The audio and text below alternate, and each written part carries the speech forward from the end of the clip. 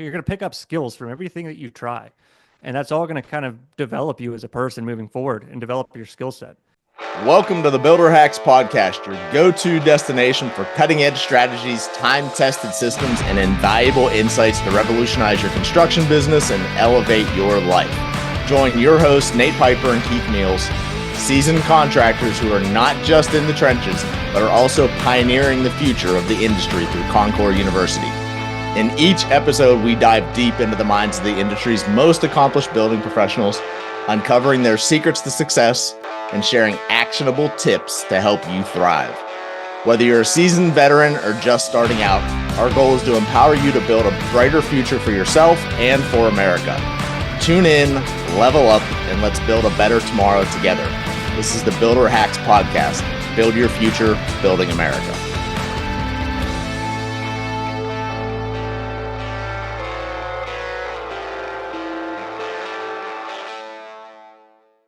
This week, we've got an awesome guest that we're going to be talking to. So he has such a great combination of skills, and you're really going to want to listen to this because he's done some great things in construction, and he's actually taken that next step into what today's business owner, what today's construction person actually needs to be at the same time, which is a content specialist. So going ahead and getting their message out there. You're going to love this conversation. Get ready. We're going to be talking to Ryan Teets and finding out about everything that he's up to and what you can take into your business and start applying right now. So we're right around the corner with that.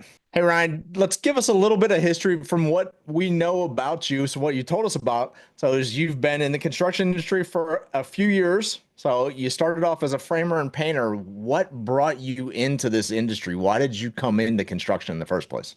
Well, I guess I came into construction in the first place because the money was fairly good. But getting up to that point, it's kind of a long, complicated story that contributes to kind of what I do now with content creation. So I kind of have a wide range of skills that have kind of been able to give me a couple different areas of specialty, and being able to apply some of those skills to the trades in unconventional ways, in the form of media and things like that.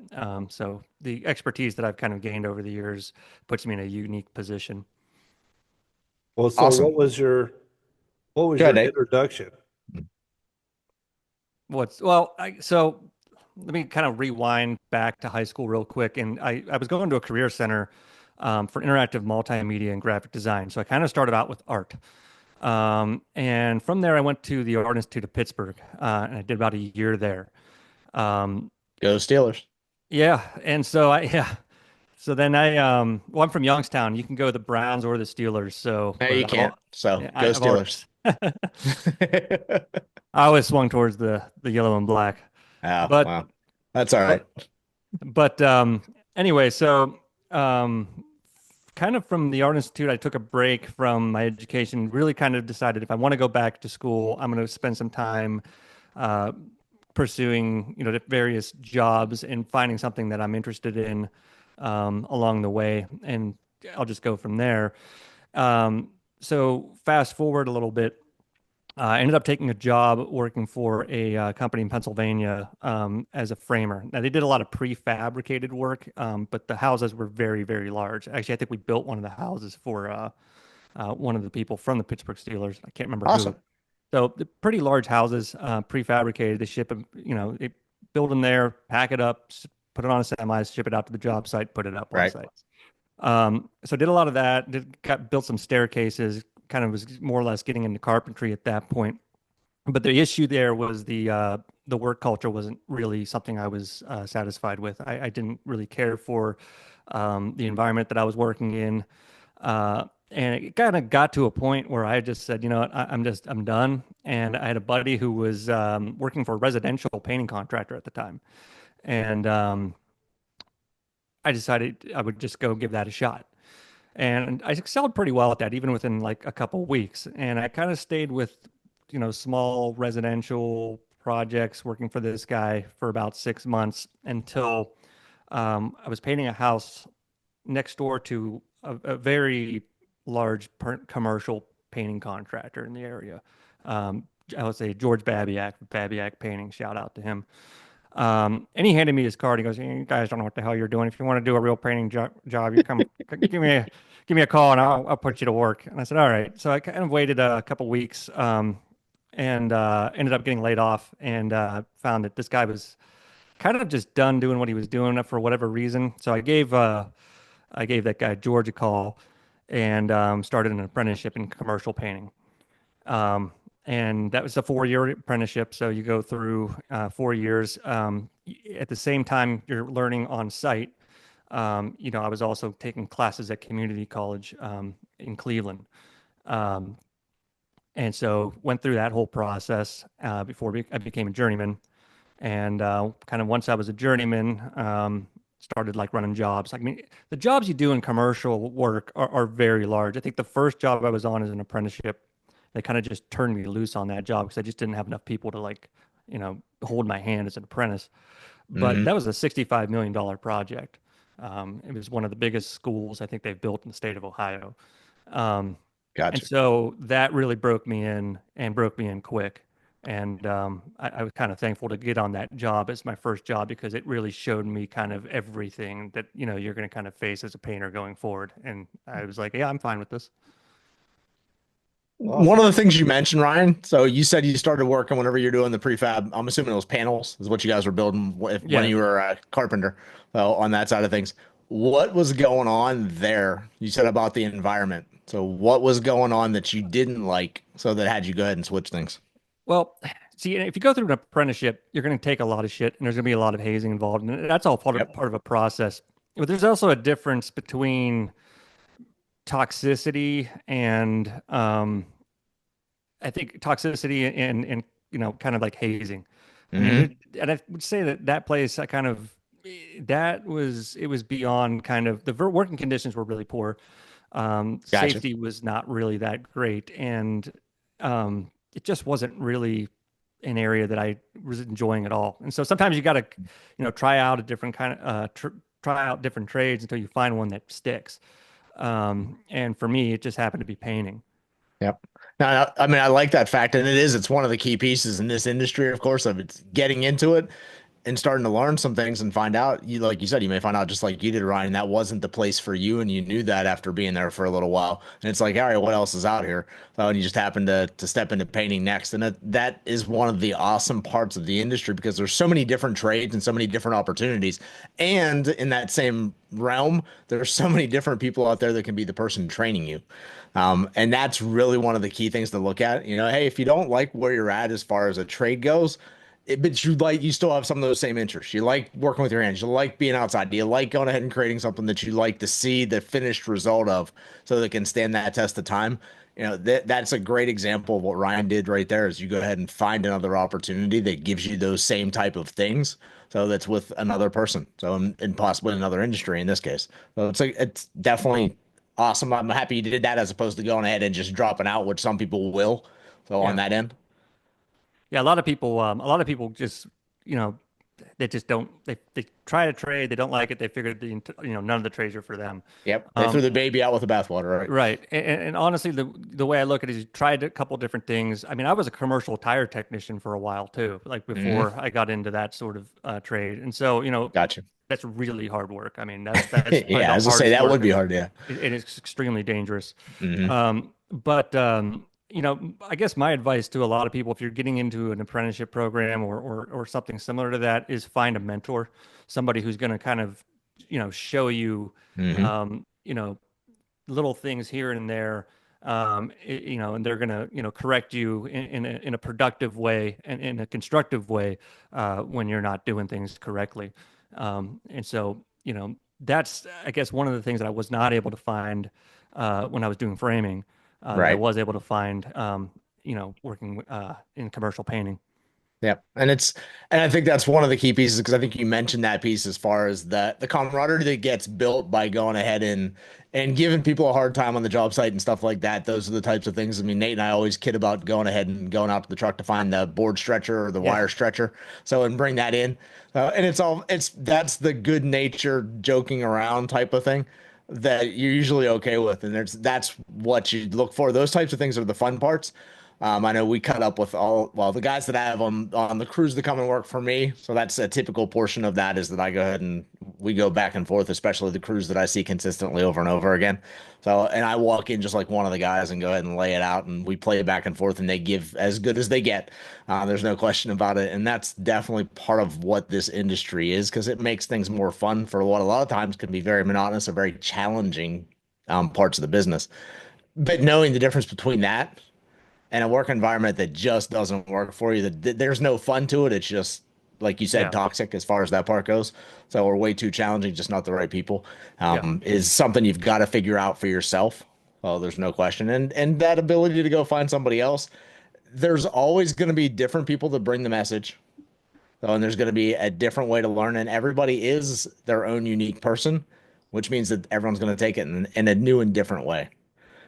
Yeah. So how did you go, Ryan, from working in what sounds like commercial painting industry? So to or actually, how long did you work there, and then when did you transition into your own painting business? Uh, I would say 19, 15, 18, 19, 20. I'd say I probably did about 3 years as a journeyman painter Okay. before COVID hit. And Hmm. uh, what ended up happening is my sister actually was running a marketing firm, and I was getting to a point where I decided I kind of maybe wanted to try something different for a while and see if I liked it. And Right. I wasn't necessarily gonna step away from construction forever, but I thought, well, let's try something else and just see what that's all about. And Hmm. anyway, COVID hit the marketing industry, the particular type of marketing she was Yeah. doing pretty hard because it was actually like in-person marketing, not like digital Oh, marketing like gotcha. me and Micah Yep. do. And so, that kind of ended, um, that was kind of an end of my like marketing, pursuit at that point. And of course, a lot of things were shut down. Wasn't able to get a whole lot of work. At the time I enrolled in Unity College and I was studying, conservation biology. Um, All right, hold on. Well, you got to explain that simple to the rest of us. So I know you know what that meant, but Nate and I just went, what? Yeah. Her So biology. basically, yeah. So That's what I heard too. Yeah. basically biology, like focusing on conservation efforts. And so I just decided I was going to try doing that because I just finished learning all that stuff as an apprenticeship. And I like to keep learning. And I was earning college credits through my apprenticeship program because I was taking part in the apprenticeship at a community college. And so I decided I would go to this, online to this university in Maine, Unity Environmental, College. And so I was doing that, and I was, kind of in between painting and maybe trying something new. Hmm. And I ended up taking a job, working for a greenhouse. And what ended up happening is I went in and I did the interview, and I don't know what it was, but the day I was supposed to go start that job, I put my hand to the door knob, and my stomach just sunk, and I just said, I'm not doing this. I said I can either do one or two things. I was like, I can either go work for somebody else, um, or I can start my own business. And I decided to go with the latter. And you know, That was a brave move, especially at that point of what was going on in the world. during the pandemic, well, Hmm. um, actually for me it worked out pretty good because there was actually a lot of people that, were doing, home renovations and wanted to paint things. They were getting stuck in their house and they were going crazy, wanted to paint the walls. Right. So, so that kind of worked out for me. So what I ended up doing is got an LLC, started my own marketing efforts, which weren't really that great, but it worked, and word of Hmm. mouth got around because the work I did was pretty good. And so I did some small projects here, some remodeling projects, things like that. Some things for friends, family members. Those all get you referrals. Right. Until I kind of worked up to like the biggest project that I had done up to that point, which was, it was a very large residential project. It's just shy of, 6,000 square foot house. Hmm. Actually for an HVAC contractor, in the area. And so, multi-million dollar house. And I'd walked in there, came up with the price. I think it was $30,000 on that job, which is Hmm. not bad. And the general contractor asked me when I got there, well, how long is it going to take to, prime out the upstairs? Like how many weeks? And I said, I'll have it done by this afternoon. And he looked at me and he just started laughing. And I Right. just shook my head, walked away. 4 o'clock in the afternoon, I'm cleaning up. It's all done. It's all sprayed out. It's all Hmm. back rolled. It's white, and Right. they just couldn't believe it. And I was like, well, see, I came from commercial, so the projects that I'm used to doing are way bigger than a 6,000 Right. square foot house. So that to me was nothing to do single handedly, and doing it single handedly was nice as well. I mean, I did actually hire some help to do some of the woodwork, but Hmm. other than that, I mean, I was able to bank a lot more profit that way. Right. So it was nice to be able to just kind of go in, hammer that out. Awesome. Well, and that's it. I mean, again, I love that. And you saw it. The great thing about it was, and this is one of the things that ends up happening. And I know I used to get this question all the time. So whenever the pandemic hit, because a lot of people saw their businesses changed, kind of like what Ryan was talking about with the marketing business and things like that. They went down, so they sunk. And the thing about construction was it did exactly the opposite. Always one of those pieces that as a business owner and anyone who's doing anything in any business or any kind of wealth creation is look where everybody's running from. So is what it comes down to. When everybody's running in the opposite direction, there's an opportunity at that same time. And that's what you ended up finding is you end up finding, hey, when everyone's trapped at their home, guess what? They want to get some stuff done. So now they have time to actually look at everything instead of being in and out. And I know it's the same thing that I experienced. And Nate, you got that same thing, didn't you? So during the Oh yeah. pandemic, yeah, so it's always look and be aware of those opportunities that are out there, which I think is a great lesson for anybody. Always just be aware, and that's one of the reasons why you have conversations with people because that's I know I talk to people in the construction industry and they were all the same way. They're like, I can't believe how busy we are right now, whenever everybody else is just sitting at home. Yeah, yeah, for sure. What what'd you learn from that experience? So that was like eye opening. So from whenever you want to open up your own business as compared to working as a journeyman, what's the some of the big differences between the two? Well, I think the big difference is that everything falls back on you. I mean, you're even as a journeyman, something bad happens, you have to deal with it. But Hmm. you got to deal with it at a different level when you're running the business. That Hmm. that falls down on your shoulders hard. Luckily for me, I've never really had any major problems, like insurance claims or anything like that. Hmm. I try to get things done right the first time so I don't have to go back and do it again. Um, you know, so it can be a little more stressful. Also, when you're dealing with a lot more, um, like we have to keep track of all of your materials, all of the things that you're going to have to, write off for taxes, keeping Right. track of all the booking and things like that. At that point, and that's hard to do when you come home and you're tired from working on a job site, or you've been running around all day trying to find product because there's a shortage because of the COVID pandemic Right. affected Sherwin-Williams production. So now, Yep. they don't have any flat paint for the ceiling, and so you're Hmm. just going to use, whatever you can get. Sometimes having to drive all the way. I was in Youngstown, which is Northeast Ohio. I remember driving like almost to Columbus just to get Yep. product that I needed to complete that job. And so at the time, my secretary and handling a lot of accounting things like that for me while I Hmm. was pursuing running the other stuff for the other parts of the business that were more on site. Um, and so, it's a lot. And even then, it was still a lot of things that you have to figure out, especially when Hmm. it comes to like making sure that you're making profit off things, meaning with Sherwin Williams trying to get, pricing on Promar 200 or whatever, paint you're going to be using on that job. Because a lot of times, if you have a commercial account like I do, you're going to have a sales rep. And Yep. they're going to give you different pricing than they're going to give to someone off the street or some of their other contractors, depending on what kind of work you're doing and how much you're producing. So whenever actually that brings up a great question. And whenever you're someone who's in an industry like that, so it sounds like you would recommend having a rep like you had a Sherwin-Williams rep that you worked with. So what are some tips as far as, ways to go ahead and maximize that kind of a relationship to it's your benefit and their benefit is what it comes down to.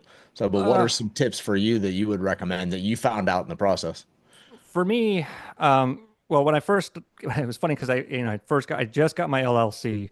I had just got like my first paint job, and I was going in. I wanted to buy a sprayer, and I knew I didn't really need the sprayer right now, but I wanted to get pricing on it. And Graco, Hmm. 695 sprayers, commercial sprayers, those are actually pretty expensive. I want to say you're not going to Right. get out of there without spending $3,000. And I needed some other equipment. I wanted to get some like scaffolding and things like that. And I went in and, I took a real big gamble. I'm going to get to that point in a minute, but I kind of took a real big gamble because, I took pretty much all my savings and dumped it into buying the equipment that I needed for the business. So like Right. roof racks and Good all the little job. things that you just don't think of, Mhm. Good job. and, it's a risk. It's a calculated risk. And I was luckily, able to make that money back with profit. But when I walked in there, I was going to get regular pricing. Basically, they'd give somebody off of the street, and so basically being consistent, coming in, even with just little jobs here and there. Mhm. Um, you know, they see that you're building a business. They start to take things more seriously. And then the next thing I come in, I say, I'm going to need about $10,000 in paint today, and they're like, well, hold on a minute. And then, next thing you know, you're on a different product line, you got a different pricing, things like that. So it's building that Right. relationship by like finding Sherwin-Williams is great. They have a great customer service. And the reps work really well with contractors for sure. Mhm. And they also have everything's right there. It's all integrated. If I need to pull all my invoices for taxes or something like that, you just go to the website, pull it off. So, Sherwin-Williams has always been, my go-to there. And like Promar 200 it's a paint that a lot of people will use, like contractors will use for larger projects. And for the general public to go out and buy that, it's actually quite expensive. Mhm. But if It you're, is.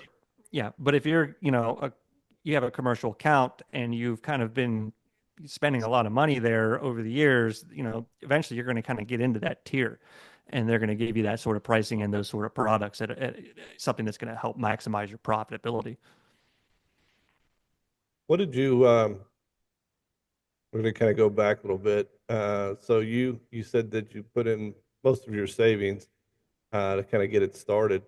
Um, I guess number one, I want to congratulate you for that because that's Definitely. always the very hardest first big step into doing your own business because you have to be the one to fund it, and it's scary and not to be vulgar, but your butthole puckers really nice and tight when you do Yeah. that. Yeah, I was So looking at my credit cards and their buttholes were puckering too. yeah, yeah. So take me back to that moment, right, where you're having to make that decision because that is a big impactful decision. And just kind of like walk me through, what were you thinking, what were you feeling, what was going on with you during that time? Because I, like you, have done that, time and time again. It's almost partly second nature to everything I do. It's like, oh, is that it? I got to put everything in the pot. Okay, here you go. But but I always like to talk to the guys like when that's their first time or one of the few times in the very beginning when they put that in because I think a lot of people that are going to listen to this podcast are on the front end side and they Yep. need to have some encouragement to kind of understand you know, what did somebody else have to experience when they were putting, if not all, a big portion of their financial security into the middle of the pot. So kind of lead me into that, Brian. I would say that, well, I'm going to go back to the touching the doorknob for a minute. Yeah, And so the very first experience that I felt was just anxiety. It yeah, was anxiety, and it wasn't related to, starting a new business. It was anxiety about knowing that I was going to go do something that I really didn't want to do, and knowing that I could potentially do something more creative. And yeah. Like you're gonna go so, to prison, right? what's that? Like you're gonna go to prison or something. Like you're gonna go Yeah, like spend the rest of your life in a dungeon. that's exactly what it felt like, and it was also going to make it harder for me, flexibility wise, to pursue my academic interests at the time as well. Sure. I mean, it is a little more flexible to run your own business, but at the same time, it's not. I don't know how else to describe it. um, Yeah. but The it just illusion of was. freedom. Yes. Yeah, right. Fortunately, the contractor I had been working for before in commercial was actually very flexible with me. So he let me, if I had to do something for school, he let me, do that, and I'd come in later at night and finish something up if I had to. Sure. But yeah, I think it was anxiety was the first thing that kind of pushed me away from or pushed me into making that decision to kind of start dumping, resources into this endeavor. And it was not as spending the money wasn't really that anxiety provoking to me, because one of the things I realized is with a painting company, you don't have to dump it all in at once. If you have a ladder, like you have a paintbrush, all right, well, you don't have to run out and buy a sprayer.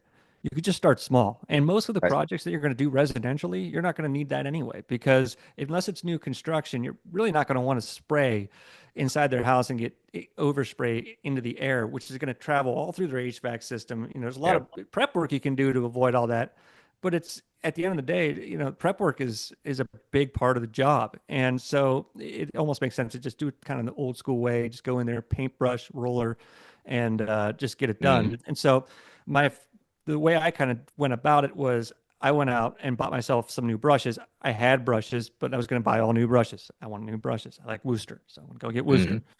Mhm. Um, a couple other just pieces of equipment that I just kind of wanted to renew. And then, okay, grab a ladder here, grab a ladder there. Now I need a roof rack. Okay, grab a roof rack.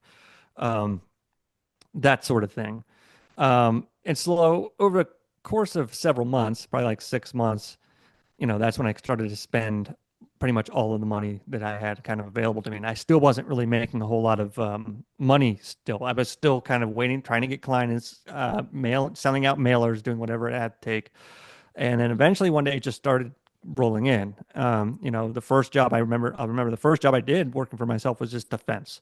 And fences can actually be kind of expensive, especially when you're going to go in and pressure wash them and things like that. But I really needed it. So I underbid the crap out of it.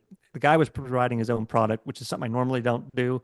I always buy the product and do Mhm. it that way. But I said, you know what, I'm going to do it. So $600, pretty decent fence. It should have been about 1,000, but considering that I wasn't spending a lot of money on materials up front, I'm going to take what I can get. And of course, one thing leads to another. There's referrals involved. But your name Mhm. gets out there over time, and so you know, as the money starts coming in, and you start moving on to bigger and bigger projects, you start buying more equipment. So then it leads up to you needing sprayers and things like that. That's the one thing that I love about that story, Ryan, for you and those processes is you actually investing that money back into the business of going ahead and buying things. And it's one of they're too often I've seen in the industry, whether it's in construction, whether it's in business in general. So many people don't want to go ahead and put money back into the business, especially in the beginning, because it's like, I need that money to live. Whereas it sounds like by you putting the money into tools, so into scaffolding, into ladders and things like that, all the pieces you need to be professional. So and to do bigger and bigger jobs is what it comes down to when you go in and start buying a sprayer and things like that. So that all ended up paying off. Am I right? So Yeah, by yeah, what I yeah, absolutely. Yeah, it pays off. And it is hard to do. I mean, you make a good point there. It's very hard to do that in the beginning, because you need to rely on every penny that's coming in so that you can, Mhm. pay your bills. Um, luckily for me, it just happened to work out. I don't remember exactly what my strategy was, because it was a while ago, but I made sure that I was reinvesting into the business. And also, depending on the jobs that I had coming up, if I had a contract signed for a job that was going to be, $10,000, let's say, well, Mhm. then all right, well, now I can buy a $3,000 spray machine. Right. Okay. Am I going to need that on that job? No, maybe, I don't know, but I'm going to be Mhm. able to have it for the next job. Right. Um, and so I think what I ended up doing is, it was actually a pretty small job. I ended up getting a sprayer off of that. And it was really like just spraying lattice around the house. It speeds up the process. Right. But the goal wasn't to do that. The goal there was to get into bigger and bigger projects where I'm going to put that sprayer to work, Mhm. heavy duty. And so, that was that's kind of what I did. So And I highly recommend that to anyone that's in the trades because I know like whenever I got started, one of the things that the guy that I was working for, so for the GCs, like whenever every time you get paid, which for us was weekly at that point, it's like every time you get paid on Friday, he's like you should be going out and investing, buying a tool, just one tool to go ahead and add to the tools that you need so for the job itself because that's the way you go ahead and build those pieces and I don't that was the strategy that I got taught So is that every time you go ahead and make money, you put something back in and invest? And it doesn't have to be big. I mean, in the beginning, it's going ahead and buying tape measures and hammers and a tool belt and those types of things. So it's not like you've got to go ahead and drop thousands of dollars at once. It's go ahead and pick up something as you're going. And it sounds like you kind of did the same thing, Ryan. Some of your investments may have been larger at times, ladders, roof racks, sprayers, so things like that. But I mean, that's, you started off the same way with going ahead and buying some new paintbrushes whenever you got started, just so you had the equipment that was going to get you the best result. So for the job that you were doing. Yeah, I guess to elaborate on that point, don't Mhm. cheap out on equipment either. I mean, your tools are, I mean, you're going to put those things to work. Don't go buy cheap tools. If you're going to buy tools, make sure the way I get it done right the first time, then you won't have to do it again. They're going to last longer. That's kind of my advice there. Just if it's a good tool, um, and you work towards buying that tool if you can't upfront So and love save your that. money in the long run. Yeah, I Uh, always like to buy Go ahead, tools Nate. for, I always like to, buy equipment, buy tools, and have the job pay them off, and then use Yep. them on the next one, and kind of like Hmm. that's where the Oh yeah, I've done recurring that. revenue comes in. You know, Yeah. like So currently I'm yeah, looking at buying a Bobcat just because a trying to find a bobcat. job. Just Yeah, because you want it for your farm is why you're buying the Bobcat. Who you kidding, Nate? yeah, I want it for the farm, but I'm like, what job can we get that we need to buy a Bobcat for? And I'm gonna get a bulldozer just so I can drive the kid to school. Yeah. I'm, Get hey, through Tyler I'm down traffic. for it. I love one of those too. Yeah, you need one in Dallas. I know. I'll run over every car. Now I got an interesting question for you, Ryan, because you've got a different history than what some people who are in the industry might have. Because you've got your degrees in psychology, or you've studied psychology. I'm working towards my degree in You work. psychology. Yeah. Okay. So with that background or what you've been learning there, so how the interesting part that I would like to see is how does that apply in construction?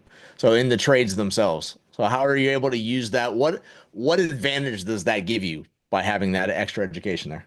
Well, if you're trying to acquire clients, it's not a bad tool to have in your pocket. Hmm.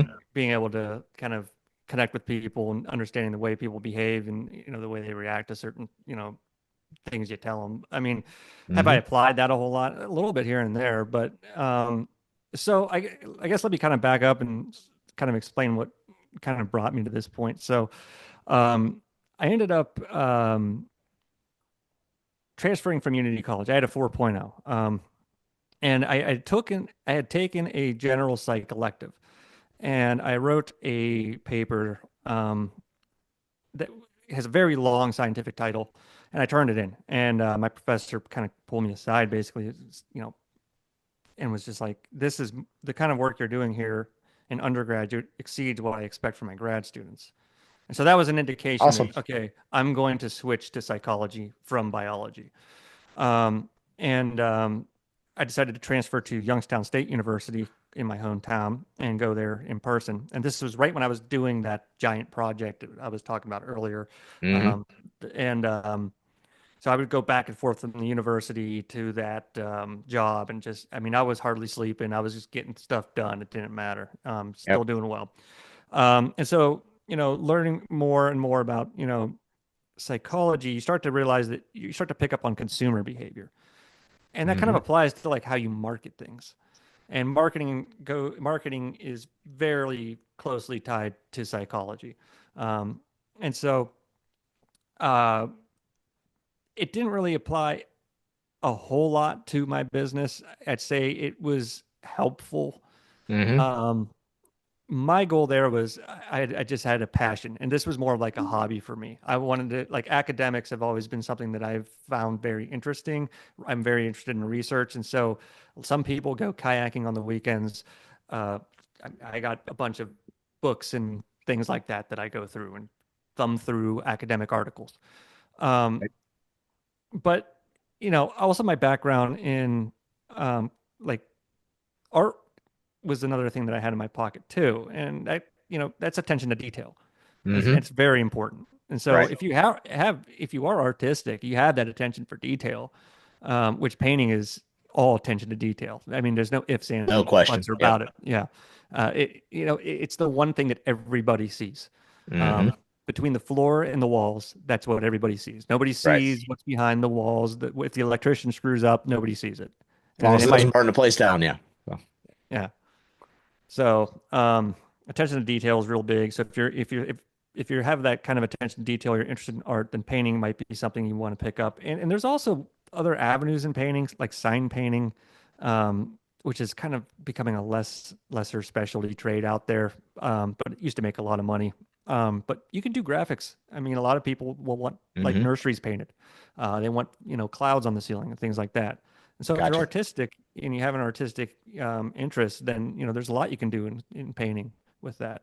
Oh, I Um, know we have painters that'll come in, they're specialty painters like you're talking about, that'll literally come in and paint scenes on the wall and things like that for homeowners. So and that's high demand down here to be able to do that. So especially well, we have a lot of vacation homes that are Airbnb homes, that people go ahead and do. And like, since we're close to Disney here in Orlando, you have literally whole Disney scenes, whole Disney themed bedrooms that are fully done, including furniture painted and everything like that. So yeah, there's definitely a multitude of opportunities just inside of painting itself. So to be yeah. able to go ahead and do that. And what a lot of people don't realize is, you look at all like the Renaissance painters, like this, even like some of the work done like on the Sistine Chapel, these people are contractors, you know, Right. Yeah. that's what a lot of people just don't kind of put that together. And this trade it's an ancient trade. It goes all the way back Yeah. to, the ancient Egypt even. Hmm. So it's been around a long time. As to say, so with you're doing now, I know you're vice president, so Quiet Nonsense, Yeah. which is for those of you listening, that's a marketing company. So it does multiple different types of marketing, correct? Yeah. All Yeah. We right. do digital marketing. Okay. So, and I know one of the big things on that ends up happening, or with marketing, is storytelling. Yeah. And how to go ahead and tell the story of the company, how to tell your personal brand story and things like that. So how do you see those types of things coming more into the construction side? Because I know, like for myself, and I know Nate has a social media team, so a team that does the marketing side. That would be Ryan and Micah. So they go ahead and take care of parts of that for him. But for me, it's like social media has been a big part of my journey. So I'm part of my branding, so that I go ahead and put out there now. And it's not something that's common in construction. So a lot of people don't do much with that. So how can people in construction go ahead and utilize that marketing, social media, whether it's social media marketing, whether it's other forms of digital marketing? What should they be paying attention to help Well, build their business run? so social media engagement is really important. I think actually I've been able to recently working on stuff for the Builder Hacks podcast. I've been able to increase Mhm. followers and subscribers quite a bit just through social media engagement. And so it's kind of the more you engage with people online, the more they're aware of your services, your products, what you do, what you're up to. Mhm. And it's not like knocking on doors. It's a lot faster than that. And, you want to follow somebody or an account that, might be interested. It's a click, it's a like. Mhm. It's very passive. It's not like you have to go in and next thing you know, if they follow you back, well, now then you got to consistently post about what kind of work you're doing and keep them updated. And so now they're seeing what you're doing. They're more likely to kind of, think, oh, I need to get my deck stained, right? Well, they Mhm. know somebody who does that, and they know the kind of work that you do because they're seeing it in their feed on a daily basis. And so, Mhm. social media engagement is very important, I think, in the construction industry. It's not like door hangers. That's just not something that really. I mean, a couple like a year or so, I tried door hangers again, and I mean, I got no phone calls.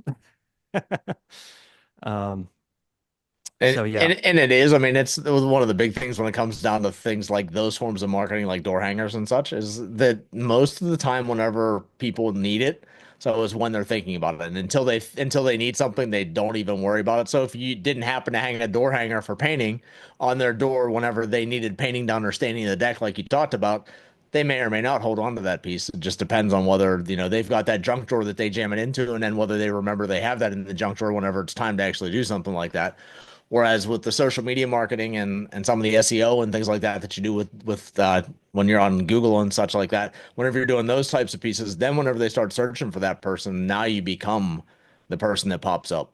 So, and I think yeah. so. If you gave anyone in the construction industry, the biggest thing that they could go ahead and do on that marketing side of things, what should they be doing? What's the one thing that they need to start doing if they're not doing it now?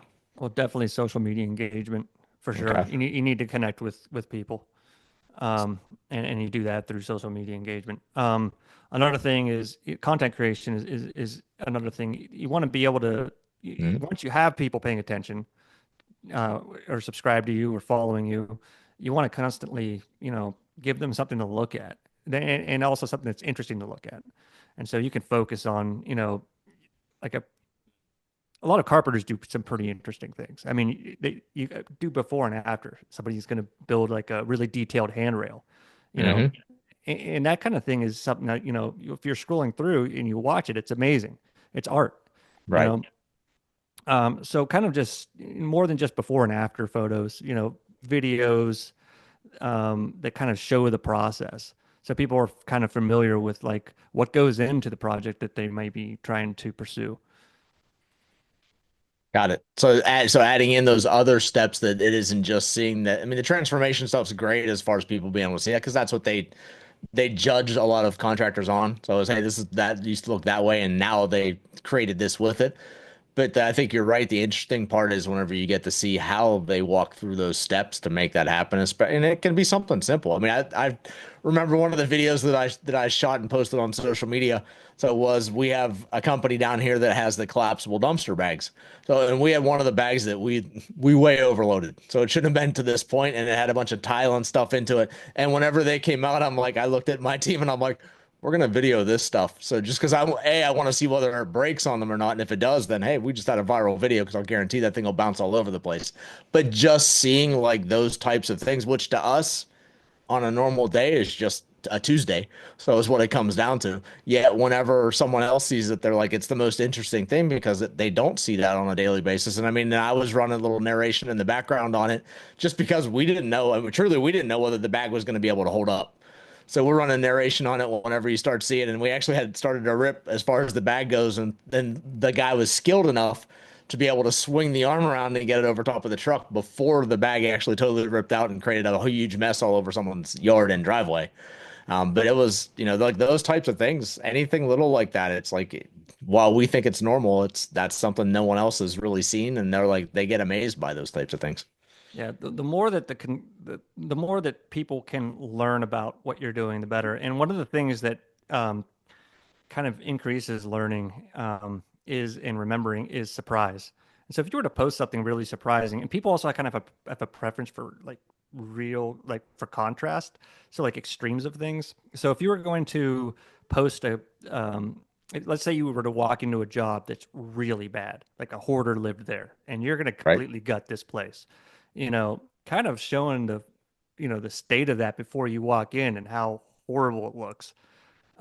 First of all, that kind of grabs a hold of people's negativity bias. So now they're focused on like, oh my God, and they're a little bit disgusted, but they keep watching, right? And then they see the process of that thing unfolding and getting completely transformed into something that's beautiful. Mhm. They're going to remember that. That's something that's going to stick. And if you can harness that kind of piece of psychology, that kind of helps with your marketing efforts for sure. Gotcha. So how do they like for someone who's in the industry, and I mean I'm one of those people. I mean, I been shooting videos? Yes. Am I great at storytelling? Not by any stretch of the imagination.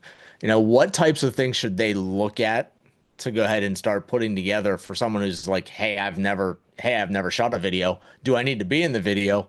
So what should I be focusing on whenever I'm thinking about that kind of content? Well, you can be in the video. It's good to be able to put a personalized touch on the things that you're doing so people know who you are. Um, Hmm. but you don't have Does to be that in every mean video. face or does that mean brand or does that mean Face, both face, or well, face and brand. Yeah, you okay. definitely want it. You want your brand out there. So if you have a company name, you want to make sure that that's well, that you're putting a lot of attention on that. But putting your face there, maybe standing in front of the video and explaining of what you're about to do or what's going to happen with this or what the goal is, Hmm. and then kind of chopping up like the main parts of that, putting it in the video, and showing the end of the result of it. There's this thing, I think it's from Gestalt psychology, but where people tend to remember incomplete pieces of information. So if you were Open to loop, kind of, was that? open loops, open Yep. loops and closed loops. Yeah. And so you can kind of keep this, you can sometimes just show like, part of this process, and then that keeps them, engaged with wondering whatever happened with that. And then next thing you know, they'll see the end result. It kind of keeps people kind of engaged.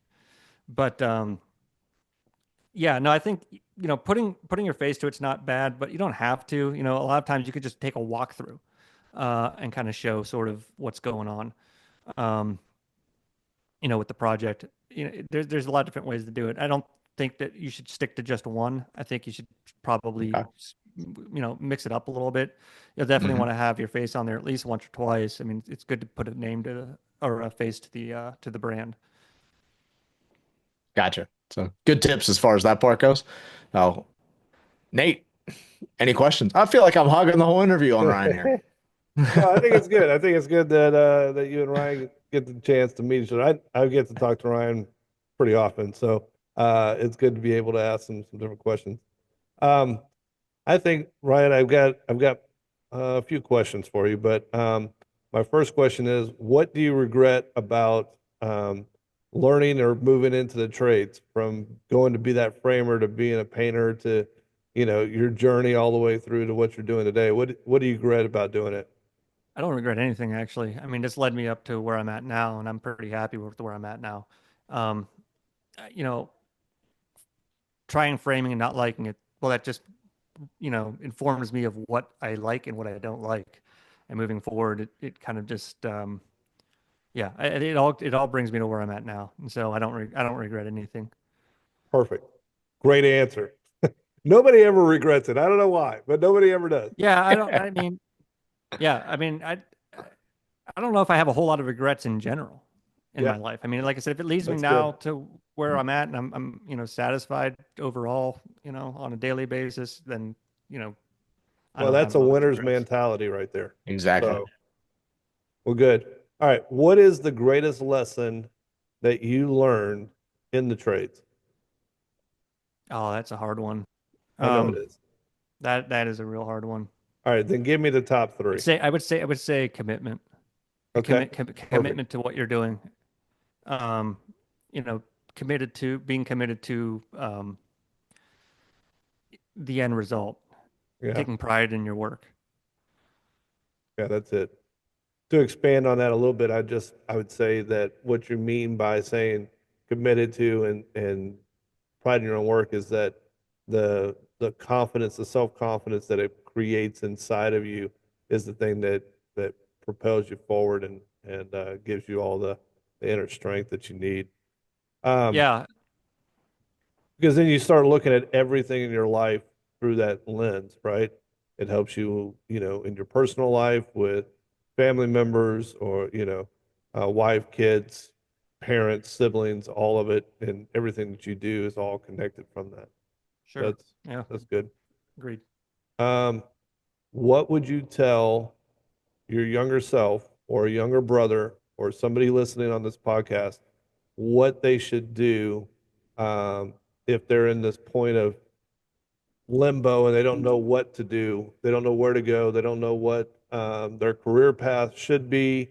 They don't know where to start, where to stop. What advice would you give them? Yeah, just do something.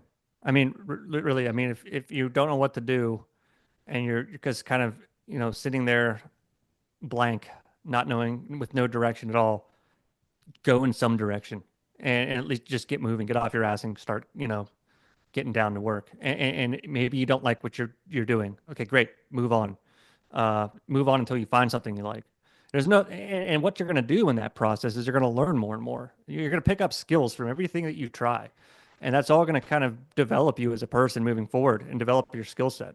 And so, I was a sales manager uh, in New York for a while, a long time ago. Um, did I like that job? No, I hated it, but it did give me some experience with customer service, and that's important in the construction industry where I'm at Right. now. Would I look back on where I was then and thought that I'd be where I'm at now? Absolutely not. I wouldn't think I would have been in the trades. I wouldn't have even thought that I would have been, studying psychology or anything or working in marketing. But having those skills just from that job translated over to a lot of other things in life. And so just go forward, move, do something, and it'll take you where you need to be eventually. You'll find your way. That's great. What questions do I you have for us, Ryan? Um, well, I was kind of curious, Nate. I know I've heard it's been a while, but I know that I think I edited your origin story. I know that you've been in and out of college for was it in and out of college for a while before you decided that you were just going to go like full blown into the trades? Am I correct?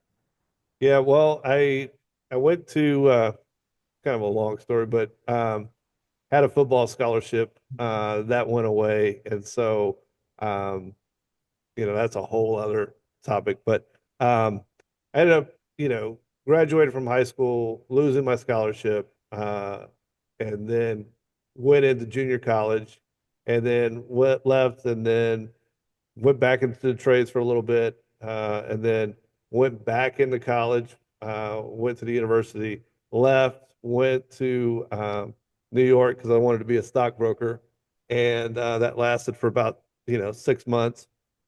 And kind of like you, I wanted to get rid of that tie. I hated wearing the tie and the suit every day, and having the loafers and all this, and I can't even imagine you in a suit and tie, Nate.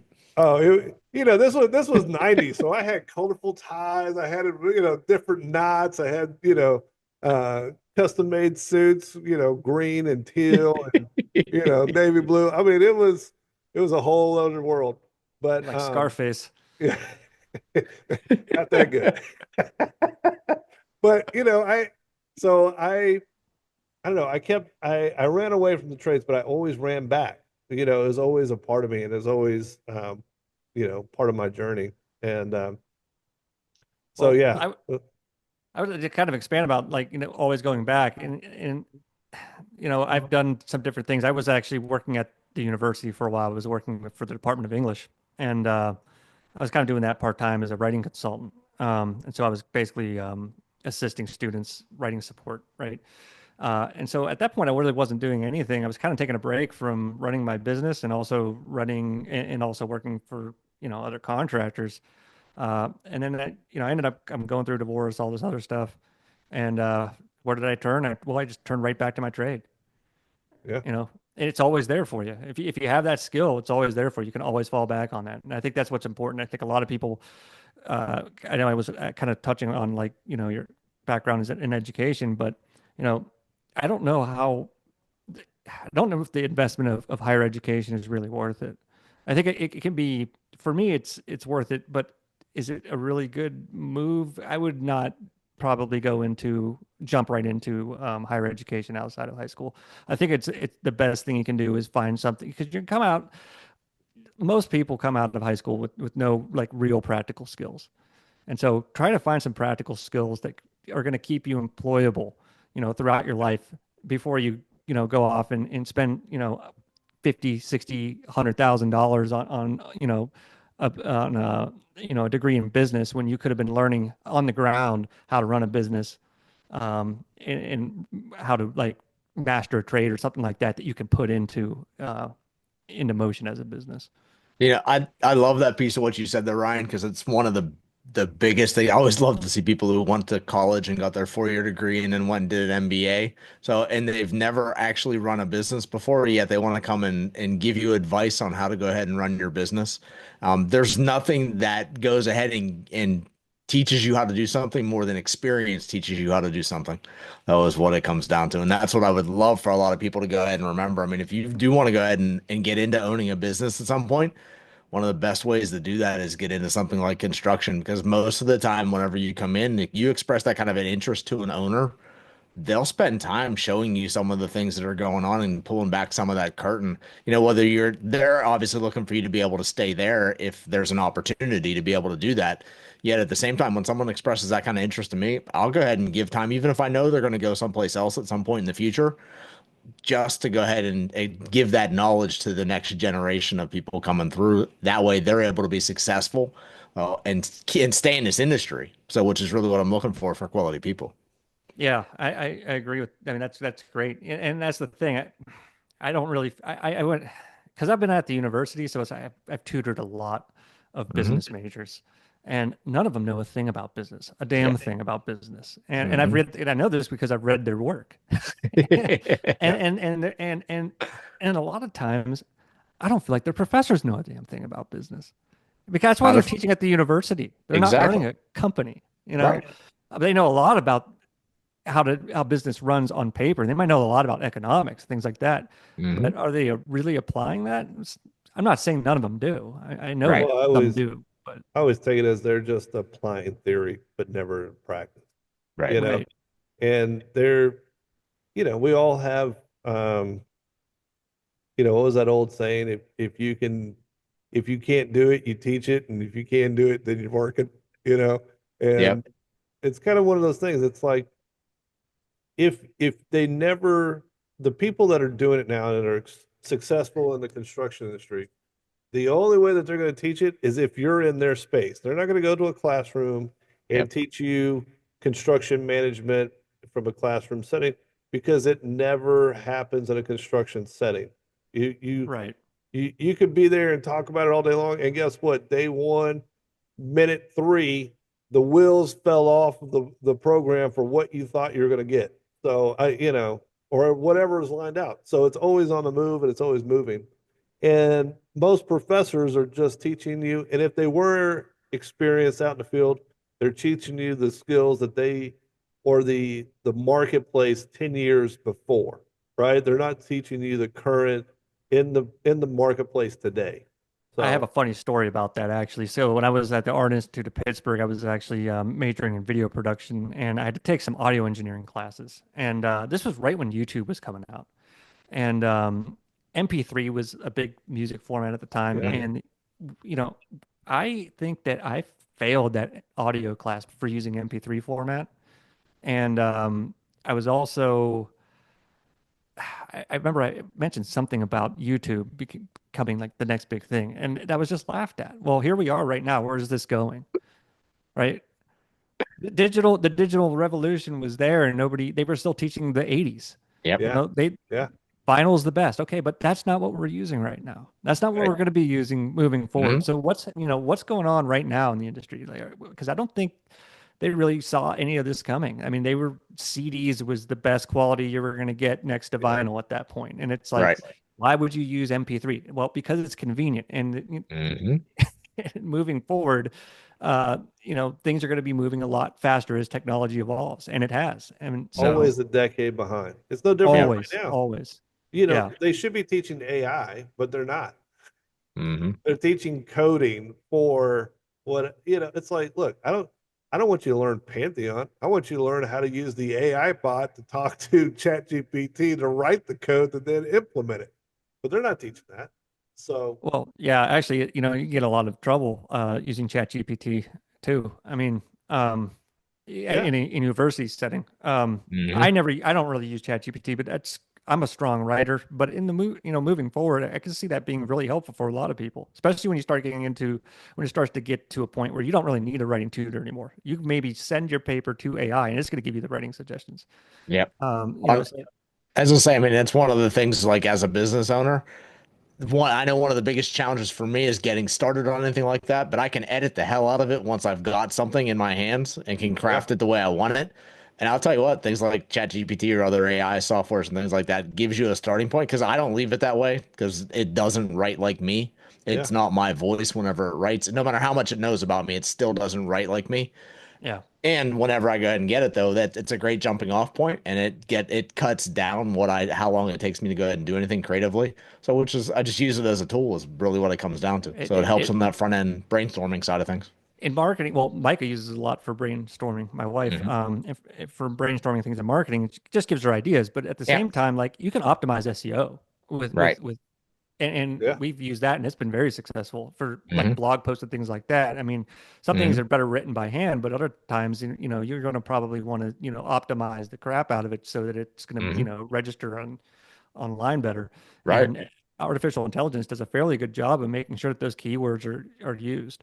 Um, and so, I mean, if you're trying to get into like marketing your business and you want to kind of take on your own marketing efforts, that's definitely a tool that's available for you, as a contractor. Because you got, let's face it, you already have enough going on, running Yeah. around managing, different projects, Mhm. taking advantage of artificial intelligence to kind of like, boost your marketing efforts and save you some time. I don't see anything wrong with that at all. But Mhm. yeah, I guess the biggest thing I would say to people is like, if you want to start a business, don't go to school and major in business. Go start a business. Yeah. just Right. just do it. And is Go it buy scary some to do it? paintbrushes, a roller, Yeah. a ladder Hammers, rack, nails. Yeah. work up to a sprayer. Mhm. Yeah. Yeah. It's just not it's not necessary. And in today's day and age, the way technology has gone, I swear that the average person walking around today probably has about the range of knowledge as somebody with a bachelor's degree 30 years ago, because you're Yeah. you're consumed by information. You're constantly being Right. informed. You're constantly looking up things. Uh, how accurate is that information? It depends on your sources, but Always. overall, people are much more informed about things that are going on. And I just don't know if it's necessary, business, especially if you want to get into the construction industry. The best way to go about doing it is get into the industry and pay attention to what people are doing. Pay attention to what your boss is doing. Pay attention to what other trades bosses are doing, and you'll start to pick up on things. And then if you wanted to start your own business, you have some idea there. And the best thing you can do is ask a lot of questions. So with going back to a little bit of what you were talking about before and then on this the same way. So where do you see the skilled trades in the next 5 to 10 years, Ryan? And even more specifically for you, so how do you see the professionals in the industries going ahead and presenting themselves? What would be the ideas of things they should be looking at and should be doing to go ahead and position themselves well for the next 5 to 10 years? Um, be careful in answering that question. It's hard to predict the future, but I think the main thing that I think is coming up, it's like I was touching on artificial intelligence. I think a lot of Mhm. the, you know, digital marketing is the biggest thing to pay attention to, and getting your name out there. I think that it's only going to become more essential as time moves on. I mean, that's kind of my take on that. As far as like on site's concerned, I feel like the construction industry is fairly conservative, and I don't feel like it moves very fast, evolves very fast. I think that's one of the best parts about the industry. Artificial intelligence isn't really going to take your job putting a roof on anytime soon. Now, the technology that you're using to complete that job may get better, as it Right. usually does over time, but um, I would certainly say that yeah, for the foreseeable future, I think the trades are pretty future proof. Awesome. Nate, any other questions? No, I just make the comment that I think we live in a physical reality, and even though digital marketing is great, they'll still need to physically put up a house and live in it in this world. So Hmm. um, Yeah, that's why I'm like, it's a this industry will always stand as long as human beings are living. It's the oldest industry in the world.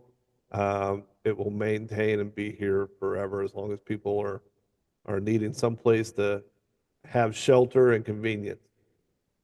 yeah, and No I think question. I think for sure, there's other avenues out of the construction industry you could apply that construction knowledge. For me in marketing, I can market construction projects Yeah, for Right. other contractors. So there's other things you can do. Hmm. You can become a safety guy, yeah, piss everybody off, and walk around all day with the clipboard if you want. yeah. I mean, there's a lot of different things you can do in the construction industry, even at the administrative level. So I think it's definitely a good career path, something to look into. There's a lot of different things you can do. Love it. So, you know what? This has been awesome, Ryan. I love the way you've gone ahead and the transformation that you've had from getting into the construction trades and then taking that next step for you guys for you and Micah into the digital marketing side of things and using that knowledge. And that's one of Nate and I always talk about this. You can bounce around inside the trades, go from one trade to another if you don't like it, and that's exactly what you did. So from being, a carpenter into being a painter, and then there's that next step. So, and you decided to take that next step into going ahead and working on helping people get their message out. So helping people brand their companies to be able to go ahead and move them to the next level. And it's one of the great examples of what's possible whenever you get started in construction and just learn and are consistently looking for a way to improve yourself, your business. So, and then once you learn some of those skills for your own business of how you can take that and help other businesses do the same thing. And that's the part that I love about that. And it's one of the things you'll see all the time. I mean, Nate and I, just about everybody that we talk to, you see that kind of an evolution happen throughout their lives in construction. That's the exciting part I mean, that's for me, I know that's the exciting part because there's constantly something new there and a way to step into something else that I've never done before. And that for me is fun. I know that. And I think Nate, that's fun for you too, from our conversations. So realize that if you want to get in the industry, there's a starting point, but there's a limitless number of possibilities for that backside of what's actually there. You know what? Let's for this lesson or for this this podcast, this lesson, which it was. So for this podcast, make sure to go ahead and share this. So with anyone else that is thinking about being in the industry, someone else is in the industry and is at that transition point and just doesn't know what they're going to go ahead and do. So share this podcast with them. Share Ryan's message out there. Let's get this out to as many people as we can. So make sure to go ahead and like and follow this. Make comments down there. If there's something you want to learn more about, make sure to put those messages down in the comments and we'll see what we can do about finding a guest to get on and help you through that process. Until next time. So this has been the Builder Hacks Podcast. We'll talk to you soon.